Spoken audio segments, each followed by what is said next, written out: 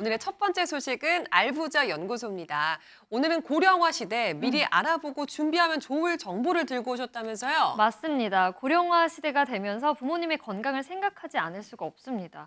재필 씨, 혹시 하루 종일 돌봐야 되는 가족이 생긴다면 어떻게 하시겠어요? 네, 제가 곁에서 꼭 돌보고 싶지만 또 일을 해야 되기 때문에 간병인 분을 구해야 될 것 같은데요. 근데 또 간병 비용이 만만치 않아서 벌써부터 부담이 되네요. 맞습니다. 갑자기 부모님이나 가족이 아프게 되면 병원비 외에도 많은 돈이 들어가게 되죠. 특히나 생각지도 못한 간병비 지출이 커서 이에 대한 준비가 필수라고 하던데요. 네, 그래서 오늘 알부자 연구소에서는 예상치 못한 순간 큰 지출이 발생할 수 있는 간병비를 줄일 수 있는 방법 꼼꼼하게 알려드리려고 합니다. 함께 확인해 보시죠.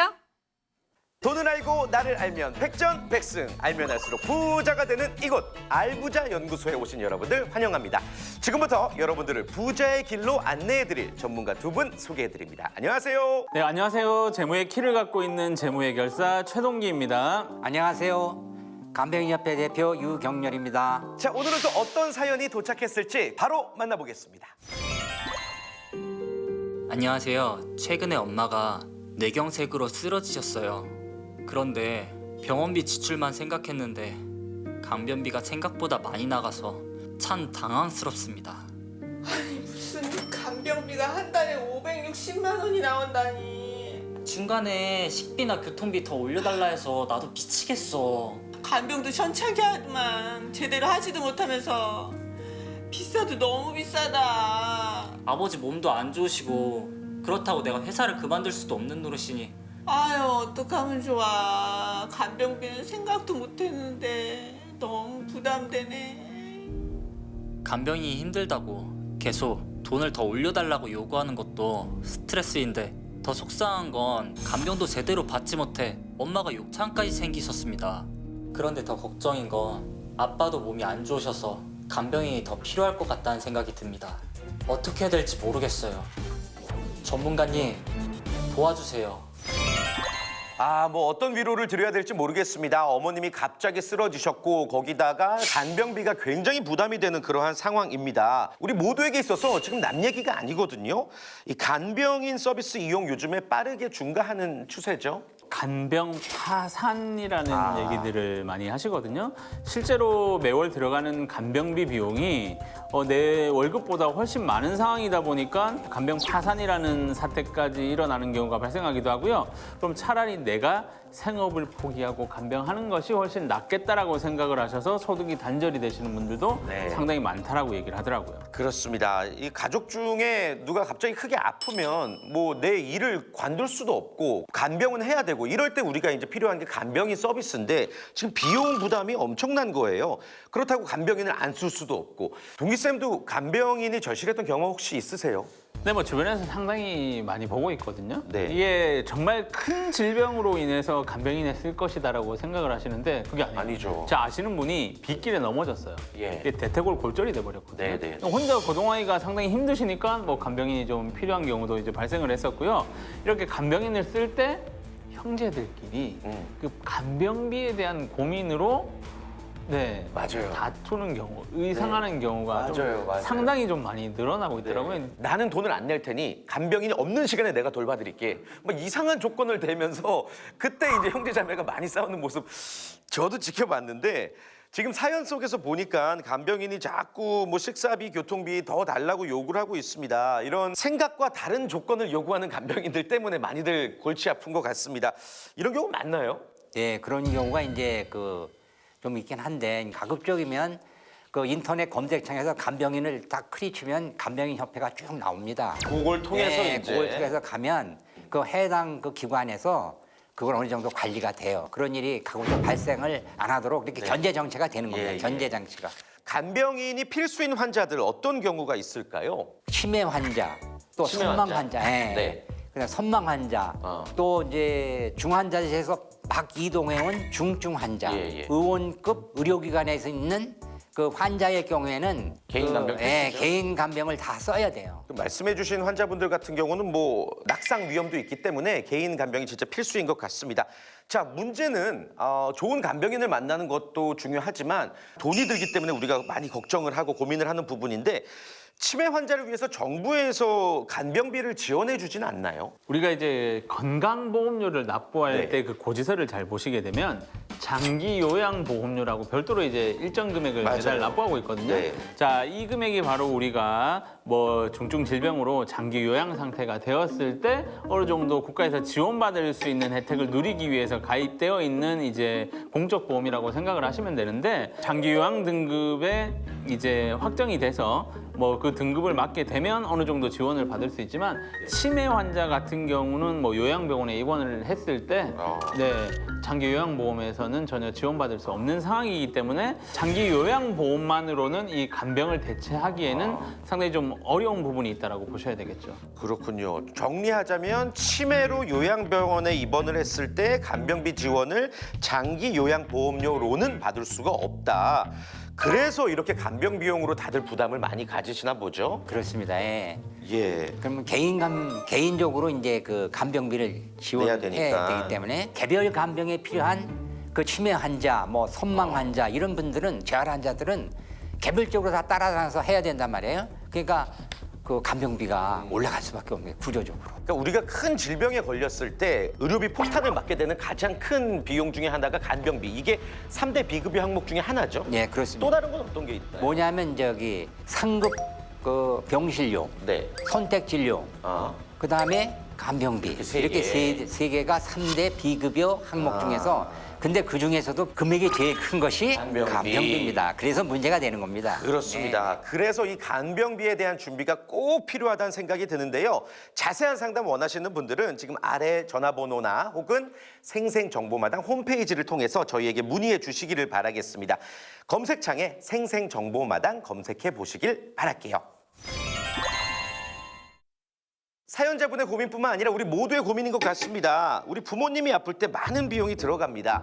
간병비 부담을 줄일 수 있는 방법 없을까요? 가장 쉬운 방법이 바로 간병인 보험에 가입을 하시는 방법인데, 네. 자, 간병인 보험은 두 가지로 나눠진다라고 보시면 되거든요. 내가 아프거나 다쳤을 때 간병인을 직접 쓸 수 있는 보험이 있고요. 간병인을 썼을 때 그 비용을 일부 그 보상받을 수 있는 보험이 있다라고 보시면 될 것 같습니다. 그 돈으로 받는다고 쳤을 때 간병인 일단 얼마 정도 지원받을 수가 있는 거죠? 네, 간병인을 지원받을 수 있는 일단 보험은 내가 뭐 언제부터 입원할 것 같아요라고 이제 보험사에 통보를 하게 되면 그 기간 동안 보험사가 제휴된 업체를 통해서 간병인을 직접 보내주는 보험이라고 보시면 되고요. 간병인 비용을 지원받을 수 있는 보험은 내가 그냥 뭐 종합병원에서 일반 병원에서 간병인을 썼을 때 하루에 12만 원을 지원받으실 수 있고요. 그리고 요양병원에서 만약에 간병인을 쓰신다라고 하면 하루에 2만 원에서 3만 원 정도를 지원받으실 수 있고, 그리고 통합 간병 서비스가 지원되는 병실을 사용하셨을 때는 하루에 2만 원을 지원받을 수 있으며, 그냥 간병인을 쓰지 않는다라고 했을 때는 하루에 1만 원을 지원받을 수 있습니다. 그러니까 아주 큰 도움이 될 것 같습니다. 근데 지금 사연처럼 간병인과 그 가족 간에 좀 안 맞는 경우가 생긴단 말이에요. 제가 아는 어떤 분은 그 병문안을 갔는데 간병인이 침대에 누워 있더래요. 환자가 밖에 의자에 앉아 있고, 실제로 그런 경우가 진짜 발생하는데 이럴 때 뭐 방법이 없을까요?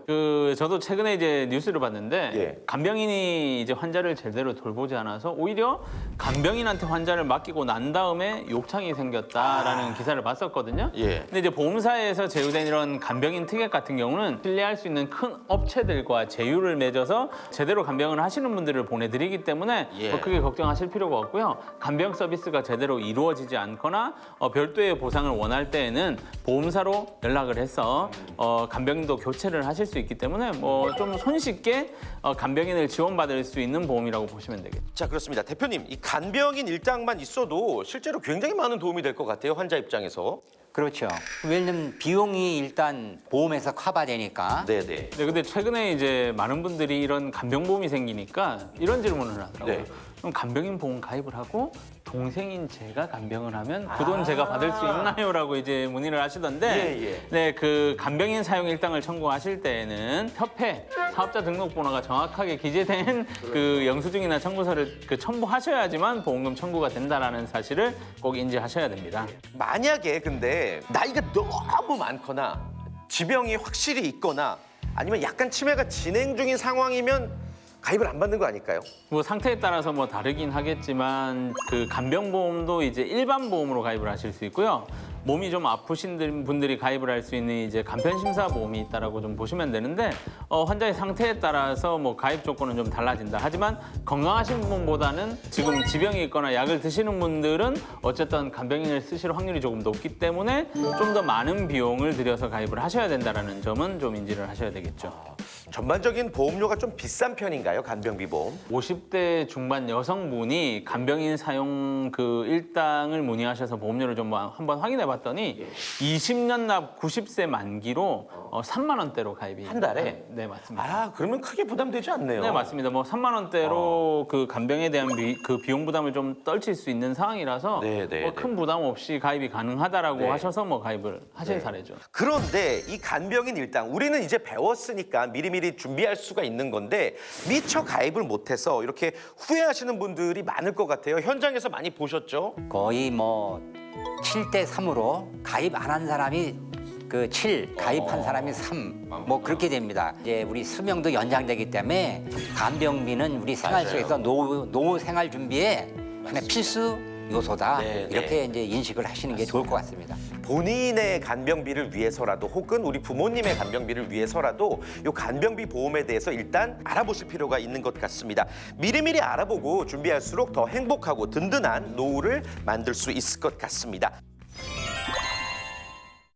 자, 동기쌤, 이 간병인 보험 가입 시에 체크해야 될 점 그래도 몇 가지가 또 있죠? 네, 간병인 보험을 가입을 하실 때는 이제 잘 체크를 하셔야 될 게 갱신형으로 가입을 하느냐 비갱신형으로 가입을 하느냐를 선택을 하셔야 되거든요. 아, 두 가지가 있어요. 네, 일단 간병인을 지원받는 보험은 모든 보험사가 이제 갱신형으로 판매를 하고 있고요. 간병 비용을 지원받을 수 있는 보험은 비갱신형으로도 가능하다라고 보시면 될 것 같습니다. 네, 갱신은 몇 년 주기죠? 대부분의 회사들이 이제 간병인을 지원받는 보험은 3년 갱신형으로 판매하고 있고요. 간병 비용을 지원받는 보험은 10년, 20년 갱신형으로 판매를 하고 있습니다. 알겠습니다. 비갱신으로 하면 간병인은 직접 구해야 되나요? 맞습니다. 비갱신형으로 가입을 하시게 되면은 간병인 사용 비용은 네. 어느 정도 충당을 하실 수는 있지만 간병인은 직접 협회에 연락을 해서 이제 섭외를 하셔야 된다라는 점은 참고하셔야 될 것 같습니다. 갱신형과 비갱신형에 따른 각각의 장단점이 있다는 거 확인해 보시길 바라고요.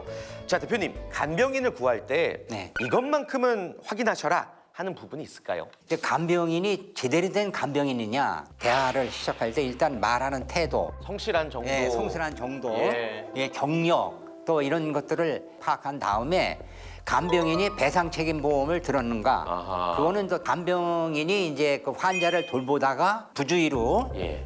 이렇게 상해를 입힌다든가 또 뭐 틀니를 이렇게 뭐 깨트린다든가 할 때 이거를 보상받는 거예요. 예. 그거는 간병인이 본인이 가입이 되어 있는지를 예. 확인해야 되는 거죠? 예. 안 돼 있다 그러면 그걸 요구하면 소속협회를 통해서 가입을 해야 됩니다. 아무튼 간병인에 대해서 좀 믿고 맡기려면 간병인 협회를 이용하시는 것도 좋은 방법이 될 것 같습니다. 이 간병비 보험 가입 시 당부하고 싶은 사항 있으실까요? 네, 보통 우리가 이제 중증 질환 환자로 등록이 되게 되면 국가에서 이제 많은 지원을 받아서요. 뭐 소액의 병원비만 지불을 하셔도 어느 정도 그 치료를 하거나 회복하는 데 많은 도움을 받을 수 있거든요. 근데 중증 질환 환자일수록 간병에 대한 비용은 더 늘어나고요. 건강보험이나 우리가 가입한 그 사보험인 실손보험에서도 이 간병인 혜택은 거의 지원받을 수 없다라는 점들을 좀 잘 인지를 하신다라고 하면 평균 수명이 길어가는 이 시점에서 반드시 한번 생각해 보셔야 될 보험이 간병인 보험이 아닐까라는 생각이 듭니다. 자, 오늘도 사연 속 고민 명쾌하게 해결해 드렸습니다. 앞으로도 많은 분들이 저희와 함께 돈 걱정 없이 행복한 인생, 돈 워리, 비해피한 인생을 만들어 가시기를 바랄게요.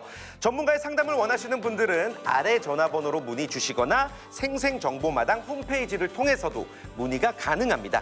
지금 바로 검색창에 생생정보마당 6글자 검색해 보시길 바랄게요.